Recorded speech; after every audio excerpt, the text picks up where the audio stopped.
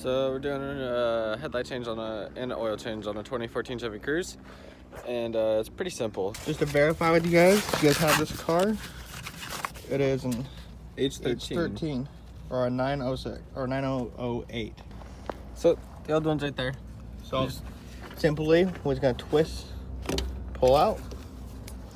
See, there's this little clip right here. We're gonna take our fingers. I'm watching to the screen. Stop. Pop that out. See that pops in, pops out. We're gonna push the tab in the middle right here. Push it down, and then simply pull it out. I'm gonna take the new one here,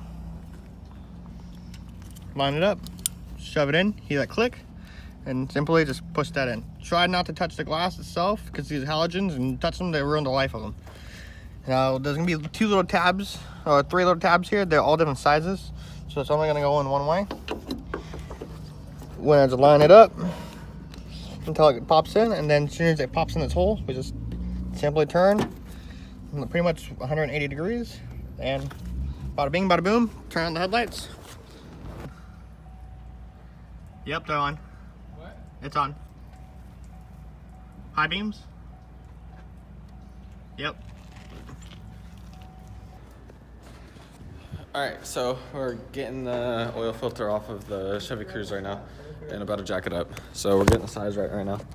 Oil filter is right here underneath of this little tube. So this is your intake pipe.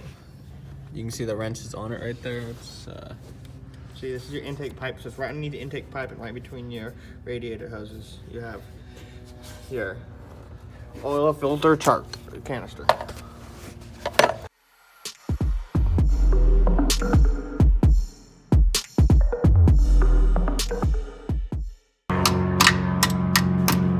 tapping on securely because you don't want to strip the aluminum.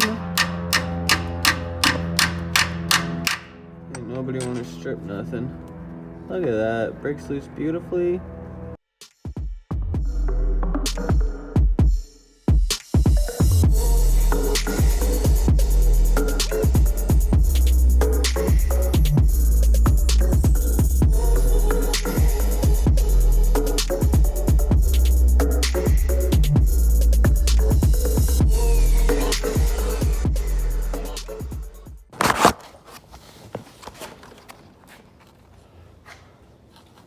Oh yeah, look at the difference in those. Box. Throw it in here. Alright. Nice job. Starter fingers. That's all I gotta say. Just clicks right in like that, just boop. Yeah, but we're gonna put it back in there like that. And then put the filter nicely in there. Tuck it all up. Do we need to add oil to this? Do we? Now, look at me. Comes with this extra seal right here for the thread so that we don't leak. Get like a little pick, a paper clip, a nail, a flathead screwdriver. Pick works the best. Just get in there, pull that one off, and this one is in the other room now. Take the new seal.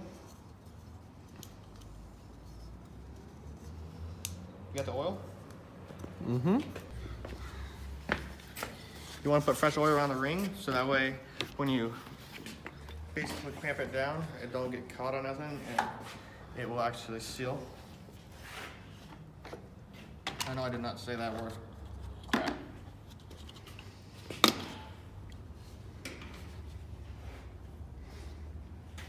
Kobe, right on the table.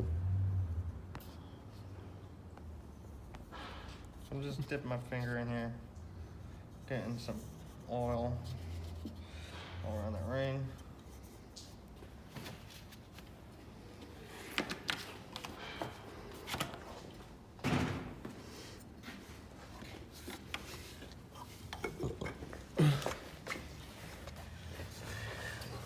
We're gonna literally just set that right back over it, hand tighten it down.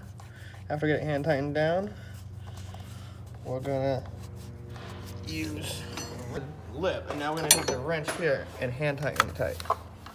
Well, you don't want it too tight. Just stop it.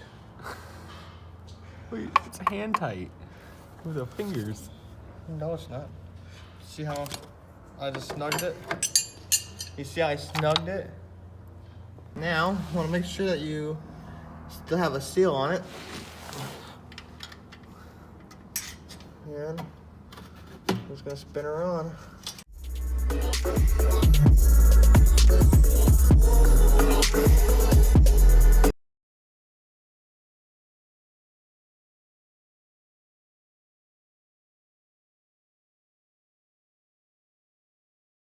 Right on the money.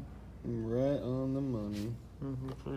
So what you're gonna want to do is you're gonna want to turn over the key once you get in the car. You're gonna want to go here. You click menu, and it'll pull up your trip odometer. You want to click menu one. Just click it once. It'll go over to options.